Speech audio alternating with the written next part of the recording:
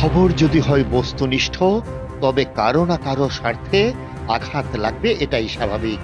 যাদের স্বার্থে সংবাদের তথ্য উপাত্ত আঘাত হানে, তারা এ সমাজের জন্য ক্ষতিকর, অপরাধী বা অন্যায়কারী, এমনই দেখা যায়। রাঙামাটি পার্বত্য জেলার পরিবেশ অধিদপ্তরের এই নোটিশটি পাঠানো হয়েছে রাঙামাটি কারিগরি প্রশিক্ষণ কেন্দ্রের ইন্সট্রাক্টর জাফর খানকে। সূত্র বিভিন্ন মিডিয়ার খবর। সিএনআই নিউজ 24 রাঙামাটির পাহাড় খেকোদের বিরুদ্ধে ধারাবাহিক প্রতিবেদন প্রকাশ করে আসছে। দেখা গেছে এই ভবনটি নির্মাণ করেছেন রাঙামাটি কারিগরি প্রশিক্ষণ কেন্দ্রের ইন্সট্রাক্টর জাফর খান। সিএনআই নিউজ এই জাফর খানের স্বীকারোক্তি ও তার বক্তব্যের ভিত্তিতেই সংবাদ পরিবেশন করে। ধারাবাহিক প্রতিবেদন প্রকাশের পর জাফর খানের ব্যাপারে সজাগ হয়ে ওঠেন জেলা পরিষদ, পরিবেশ অধিদপ্তর ও সংশ্লিষ্ট দপ্তরগুলো। এবার জাফর খান সেই সত্যকে ঢাকতে শুরু করেন মিথ্যাচার। আমার নামে বিভিন্ন কিছু মিথ্যা বানোয়াট ভিত্তিহীন কিছু কথাবার্তা আমি ফেসবুকে দেখলাম। এটার আগে মোশাররফ হোসেন সেলিম নামে একজন নির্মাণ শ্রমিক ছিল। উনি হঠাৎ করে আমার অফিসে যায়, গিয়ে উনি নিজেকে সাংবাদিক পরিচয় দেওয়ার কারণে আমি ওনাকে সম্মানের সাথে ওনার সাথে কথা বলি। উনি আমার সাথে একান্তভাবে কথা বলতে চাই। আমি তাকে আমার চেম্বারে নিয়ে গেছি, আমার একান্ত ভবনে কথা বলছে। উনি গোপনে আমার সমস্ত কথাগুলো রেকর্ড করছে। কিন্তু আমি একটা জিনিস খেয়াল করলাম, ওনার ফেসবুকে প্রচারে খণ্ড খণ্ড চিত্র করে আমার সমস্ত কথাগুলো সে কেটে ফেলে খণ্ড খণ্ড চিত্র সে ওখানে দিচ্ছে।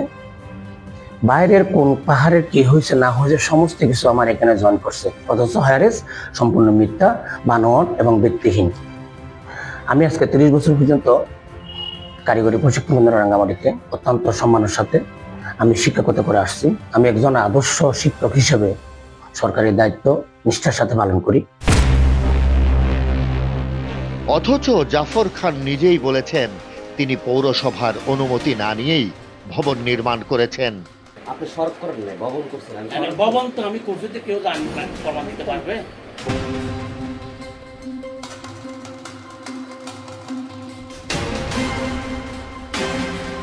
অনেকগুলা ছবি আপনার কাছ থেকে আরেকজন নিচ্ছে, বিভিন্ন ব্যাপারে আসছে যে কিভাবে দেশে আসছে। এটা কামাল সাংবাদিক কামালে গুগলে গুগলে দিচ্ছে, তারপরে আমরা দিচ্ছে বিভিন্ন আমাদের মিটিং আছে। হ্যাঁ, বিল্ডিং অনুমতির কপিটা একটু দেখাবেন, কালকে আমি কালকে না, আমি যেটা যারা দিচ্ছি নির্ধারণ দিচ্ছি করার জন্য, এটা তো আমি তো এভাবে করি নাই, মিডিয়া দিয়ে দিচ্ছি। সত্যি কথা, আবেদন কপি একটা নিতে হবে না, আমি সত্যি মিডিয়া দিয়ে দিচ্ছি।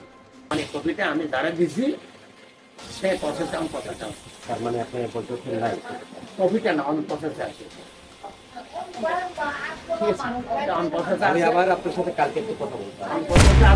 তাহলে জাফর খানের বক্তব্য দিয়ে সাজানো সংবাদে কি অপরাধ করলেন সংবাদকর্মী?